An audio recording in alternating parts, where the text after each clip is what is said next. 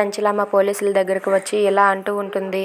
నా కొడుకు చనిపోయి చాలా ఏళ్ళు అవుతుంది. కానీ ఆ అచ్చుకి మాత్రం అస్సలు తెలుసుకోలేదు. మీరు అసలు పోలీసులు ఉన్నారా లేరా? ఎన్నిసార్లు పంపించినా సరే ఇంకా ఎంక్వైరీ చేస్తున్నామని అంటున్నారు.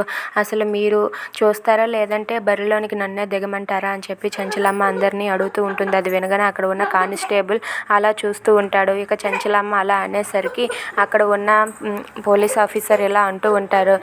ఎందుకు మేడం, మేమున్నాం కదా, మేము ఎంక్వైరీ చేస్తున్నాము. త్వరలోనే మీ అబ్బాయిని చంపింది ఎవరో తెలుసుకొని వాళ్ళని మీ ముందు పెడతాము అని చెప్పి మాట ఇస్తాడు. అది వినగానే చంచలమ్మ అయితే ఇది కానీ ఈ యాక్షన్ త్వరగా తీసుకోకపోతే మేము బరిలోకి దిగవలసి ఉంటుంది అని చెప్పి చంచలమ్మ అంటుంది. ఇక విజయమ్మ ఆ రోజు తుపాకీతో కార్తీక్ గుండెల్లో అయితే బుల్లెట్ని విసురుతుంది. ఇక తన కొడుకును చంపింది విజయమ్మే అని తెలిస్తే చంచలమ్మ విజయమ్మని ఏం చేయనుందో అని చెప్పి అక్కడ ఉన్న కానిస్టేబుల్ కంగారు పడుతూ ఉంటాడు. ఇక చంచలమ్మ ఆ మాట చెప్పి అక్కడి నుండి అయితే వెళ్ళిపోతుంది. ఇంతలో ఇంటి దగ్గర సింధూర ఇలా ఆలోచిస్తూ ఉంటుంది.